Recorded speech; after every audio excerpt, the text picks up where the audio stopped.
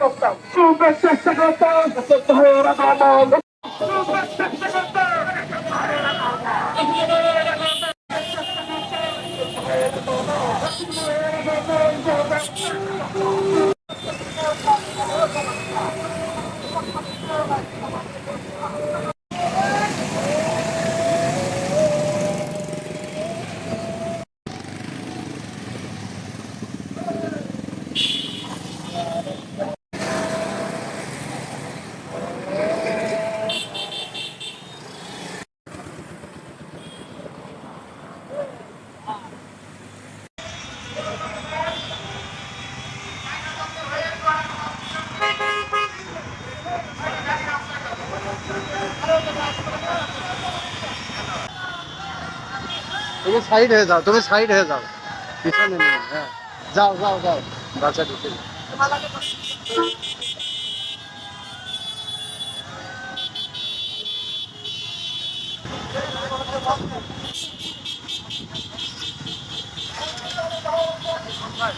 হুম।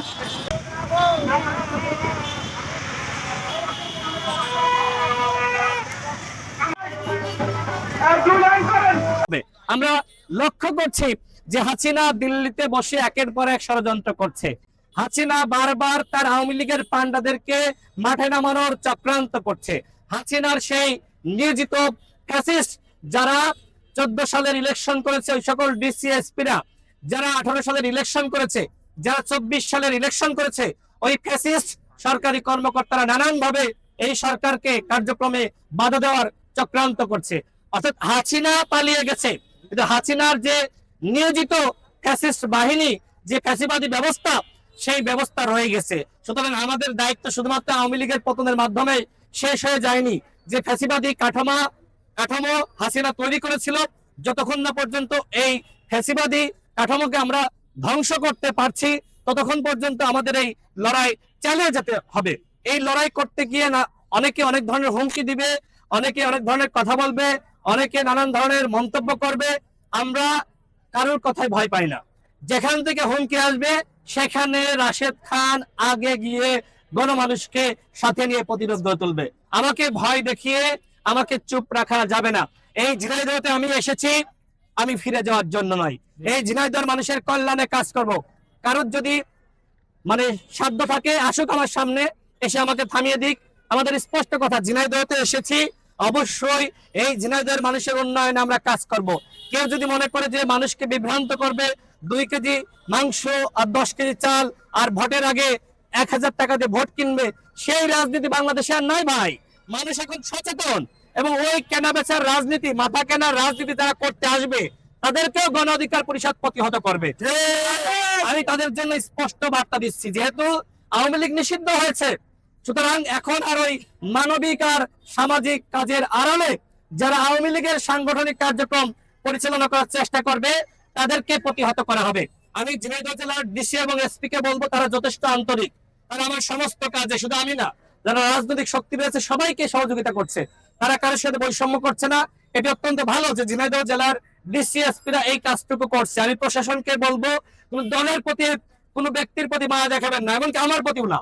আপনাদের কাছে যেটা সঠিক মনে হয় সেই সিদ্ধান্ত আপনারা নেবেন। তবে আওয়ামী লীগ যাতে কোনোভাবেই তাদের সাংগঠনিক কার্যক্রম সেটি সামাজিক বা মানবিক কাজের আড়ালে মানুষকে বিভ্রান্ত করার জন্য করতে না পারে, সে বিষয়ে আপনাদেরকে সচেতন সোচ্চার হতে হবে। আওয়ামী লীগের অধ্যায় শেষ হয়ে গেছে। বাংলার মাটিতে আওয়ামী লীগ আর ফিরতে পারবে না। যেদিন হাসিনা পালিয়েছে সেদিন আওয়ামী লীগ বিলুপ্ত হয়ে গেছে। সুতরাং আওয়ামী লীগের নিরীহ এবং সাধারণ নেতা কর্মীদেরকে বলবো যে আপনারা কোনোভাবেই হাসিনার ফাঁদে পড়ে আপনারা কোনোভাবেই আর রাজপথে নামার চেষ্টা করবেন না। আরেকটি বিষয় বলি, দেখেন, এই ঝিনাইদহের যে সকল গুন্ডা মাস্তানরা যারা গ্রেপ্তার হয়েছে, তাদের অনেকে আমি শুনছি, আমার কাছে সাংবাদিকরা অভিযোগ জানিয়েছে, আমার কাছে ঝিনাইদহের মানুষ অভিযোগ জানিয়েছে, তারা কারাগারে বসে তারা মোবাইল ব্যবহার করছে। কিভাবে এই মোবাইল তারা ব্যবহার করছে, কিভাবে বিলাসী জীবন যাপন করছে, কিভাবে তারা জামিন পাচ্ছে, তার তদন্ত হতে হবে। তারা জামিন পাচ্ছে কিভাবে? এত বড় গণহত্যা হয়েছে, গণহত্যার আগে তারা দেখবেন গুম করেছে, খুন করেছে। এই ঝিনাইদহ জেলাতেই অসংখ্য মানুষকে তারা ক্রস ফায়ার দিয়ে হত্যা করতে পুলিশকে বাধ্য করেছে। এই ধরনের ঘটনা কিন্তু ঘটেছে। তারা এখন কারাগারে বসে মোবাইল চালাচ্ছে, তারা এখন বিলাসী জীবনযাপন করছে। এমনকি তাদের যে সম্পদ, সেই সম্পদ বাজেয়াপ্ত হয়নি। এই ঝিনাইদহ জেলাতে আমি লক্ষ্য করছি যে অনেকে আওয়ামী লীগের মাফিয়াদেরকে আশ্রয় প্রশ্রয় দিচ্ছে। আমরা তো বারবার বলছি আওয়ামী লীগের নিরীহ এবং সাধারণ কর্মীদেরকে, নেতাদেরকে জুলুম করা যাবে না, তাদেরকে অত্যাচার করা যাবে না। যারা গুম করেছে, খুন করেছে, যারা নিপীড়ন করেছে, অবশ্যই তাদেরকে জবাবদিহিতার আওতায় আনতে হবে। আমাদের কথা হলো আওয়ামী লীগের ব্যাপারে জিরো টলারেন্স, কিন্তু আওয়ামী লীগের যারা নিরীহ এবং নিরপরাধ সাধারণ কর্মী রয়েছে তাদের সাথে আমরা জুলুম করব না। সুতরাং আবার অনেকে মনে করছে যে দামি মামি স্বতন্ত্র নামে আওয়ামী লীগ নাকি অংশ নিতে পারবে। দেখেন, আওয়ামী লীগ নিষিদ্ধ হয়েছে। এই ঝিনাইদহ জেলা কেন, বাংলাদেশের কোন জেলায় আওয়ামী লীগ তার পরিবার কোন দলের নামে কোন ব্যানারে দামি মামি স্বতন্ত্র কোনোভাবে আর নির্বাচনে অংশ নিতে পারবে না। এই ব্যাপারে জনগণকে আমি ক্লিয়ার বার্তা দিচ্ছি।